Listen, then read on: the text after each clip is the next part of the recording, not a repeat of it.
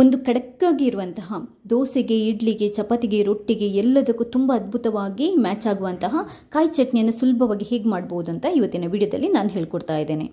ನನ್ನ ಈ ವಿಡಿಯೋ ನಿಮ್ಗೆ ಇಷ್ಟ ಆದರೆ ಲೈಕ್ ಮಾಡಿ, ಬೇರೆಯವ್ರಿಗೆ ಶೇರ್ ಮಾಡಿ ಕೂಡ. ಹಾಗೆಯೇ ಇಲ್ಲಿ ತನಕ ನೀವು ಯಾರಾದರೂ ನನ್ನ ಚಾನೆಲ್ಗೆ ಸಬ್ಸ್ಕ್ರೈಬ್ ಆಗಿಲ್ಲದಿದ್ದರೆ ಸಬ್ಸ್ಕ್ರೈಬ್ ಆಗಿ, ಯಾಕಂತಂದರೆ ನಾನು ನೆಕ್ಸ್ಟ್ ಹಾಕುವಂಥ ಕೂಡ ಎಲ್ಲ ವೀಡಿಯೋಸ್ಗಳನ್ನು ನೀವು ಮಿಸ್ ಮಾಡದೆ ನೋಡ್ಕೋಬಹುದು. ಥ್ಯಾಂಕ್ಸ್ ಎಲ್ರಿಗೂ. ಈ ಖಡಕ್ಕಾಗಿರುವಂತಹ ಕಾಯಿ ಚಟ್ನಿಯನ್ನು ಮಾಡಲಿಕ್ಕೆ ನಾನು 1 ಕಪ್ಪಷ್ಟು ಕಾಯಿ ತುರಿನ ತಗೊಂಡಿದ್ದೇನೆ. ನೀವು ಇದನ್ನ ಕಾಯಿಯನ್ನು ಕಟ್ ಮಾಡ್ಕೊಂಡು ಬೇಕಾದರೂ ತಗೋಬಹುದು. ಚಟ್ನಿ ಮಾಡುವಂತಹ ಒಂದು ಮಿಕ್ಸರನ್ನು ತಗೊಳ್ಳಿ, ಅದಕ್ಕೆ ಈ ಕಾಯಿ ತುರಿನ ಹಾಕೊಳ್ಳಿ. ನೀವು ಈ ಥರ ಕಾಯಿ ತುರಿಯನ್ನೇ ತಗೋಬೇಕು, ಕೊಬ್ಬರಿ ಆಗಲ್ಲ. 1 ಕಪ್ ಕಾಯಿಗೆ 3 ರಿಂದ 4 ಹಸಿಮೆಣಸಿನಕಾಯಿನ ಹಾಕೋಬಹುದು. 1 ತುಂಡು ಈರುಳ್ಳಿನ ಕಟ್ ಮಾಡ್ಕೊಂಡು ಹಾಕೊಂಡಿದ್ದೀನಿ. ಈರುಳ್ಳಿ ಆಪ್ಷನಲ್, ಬೇಕಿದ್ರೆ ಹಾಕೋಬಹುದು, ಇಲ್ಲದಿದ್ರೆ ಸ್ಕಿಪ್ ಮಾಡಬಹುದು. 2 ಎಸಳು ಬೆಳ್ಳುಳ್ಳಿನ ಹಾಕೊಂಡಿದ್ದೀನಿ. ಬೆಳ್ಳುಳ್ಳಿ ಕೂಡ ಆಪ್ಷನಲ್, ಬೇಕಿದ್ರೆ ಹಾಕೋಬಹುದು. ಬಟ್ ನಾನು ಇದನ್ನ ಖಡಕ್ಕಾಗಿ ಮಾಡ್ತಾ ಇರೋದ್ರಿಂದ ನಾನು ಬೆಳ್ಳುಳ್ಳಿ ಕೂಡ ಹಾಕೊಂತೀನಿ, ತುಂಬಾನೇ ಚೆನ್ನಾಗಿ ಬರುತ್ತೆ ಫ್ಲೇವರ್. 1 ತುಂಡು ಶುಂಠಿ ನೋಡಿ, ಸ್ವಲ್ಪ ಹುಣಸೆ ಹಣ್ಣು ಕೆಲವರು ಹಾಕಲ್ಲ, ಬಟ್ ನಾನೊಂಚೂರು ಹಾಕ್ತೀನಿ. ಇದನ್ನ ಖಡಕ್ಕಾಗಿ ಮಾಡ್ತೀನಿ, ಆದ್ರಿಂದ ಸ್ವಲ್ಪ ಹಾಕೊಂತೀನಿ, ಬೇಕಿದ್ರೆ ಹಾಕೊಳ್ಳಿ. ಅರ್ಧ ಟೇಬಲ್ ಸ್ಪೂನ್ ಅಷ್ಟು ಕಲ್ಲುಪ್ಪನ್ನು ಹಾಕೊತಾ ಇದ್ದೀನಿ.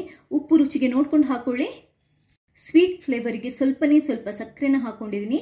ಸಕ್ಕರೆ ಕೂಡ ಆಪ್ಷನಲ್, ಬಟ್ ದೋಸೆ ಇಡ್ಲಿ ತಿನ್ನೋದಿದ್ರೆ ಸ್ವಲ್ಪ ಸಕ್ಕರೆ ಹಾಕೊಂಡ್ರೆ ಆ ಫ್ಲೇವರ್ ಇದೆಯಲ್ಲ ತುಂಬಾನೇ ಚೆನ್ನಾಗಿ ಬರುತ್ತೆ. ಚಟ್ನಿಗೆ ಬೇಕಾಗಿರೋ ಇಂಗ್ರೀಡಿಯೆಂಟ್ಸ್ ಇಷ್ಟೇ. ನಾವು ಮಂಗಳೂರು ಸ್ಟೈಲಲ್ಲಿ ಮಾಡೋರು ಇಷ್ಟೇ ಹಾಕೊಳ್ಳೋದು.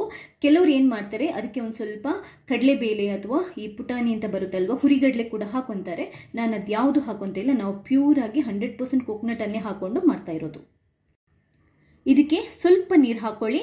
ಇದೊಂಚೂರು ಗಟ್ಟಿಯಾಗಿ ನಾವು ರುಬ್ಬಬೇಕು, ತುಂಬ ತೆಳ್ಳಗೆ ಬೇಡ.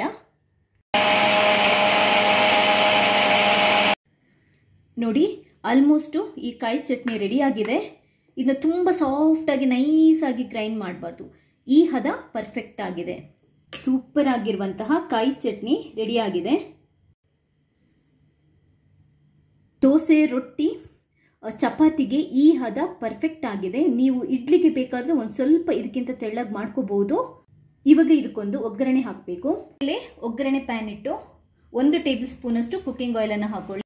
ಎಣ್ಣೆ ಸ್ವಲ್ಪ ಕಾದ ನಂತರ ಒಂದು ಅರ್ಧ ಟೇಬಲ್ ಸ್ಪೂನ್ ಅಷ್ಟು ಸಾಸಿವೆ, ಅರ್ಧ ಟೇಬಲ್ ಸ್ಪೂನ್ ಅಷ್ಟು ಉದ್ದಿನಬೇಳೆ, 3-4 ಜಜ್ಜಿದ ಬೆಳ್ಳುಳ್ಳಿ ಆಪ್ಷನಲ್. ಸ್ವಲ್ಪ ಕರಿ ಲೀವ್ಸ್ ಅನ್ನು ಕಟ್ ಮಾಡ್ಕೊಂಡು ಹಾಕೊಳ್ಳಿ. ಅದಾದ ನಂತರ 1 ಒಣಮೆಣಸನ್ನ ಕಟ್ ಮಾಡ್ಕೊಂಡು ಹಾಕೊಳ್ಳಿ. ಇದು ತುಂಬಾನೇ ಇಂಪಾರ್ಟೆಂಟ್. ಚಟ್ನಿಗೆ ಅದ್ಭುತ ಫ್ಲೇವರ್ ಕೊಡೋದೇ ಈ ಒಣಮೆಣಸು. ಬೆಳ್ಳುಳ್ಳಿ ತಿನ್ನಲ್ಲ ಅಂತಂದ್ರೆ ಬೆಳ್ಳುಳ್ಳಿನ ಸ್ಕಿಪ್ ಮಾಡಿ, ಕಂಪಲ್ಸರಿ ಏನೂ ಅಲ್ಲ. ತುಂಬ ಕರಟಿಸಬಾರ್ದು. ಸಾಸಿವೆ ಸಿಡಿದ ನಂತರ ಇದೊಂದು ಸ್ವಲ್ಪ ಫ್ರೈ ಆದ ನಂತರ ಒಗ್ಗರಣೆ ಹಾಕೊಳ್ಳೋಣ.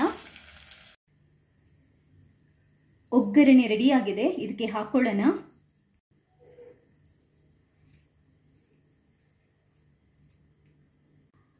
ನೋಡಿ, ಸೂಪರ್ ಆಗಿರುವಂತಹ ಕಾಯಿ ಚಟ್ನಿ ರೆಡಿ ಆಗಿದೆ.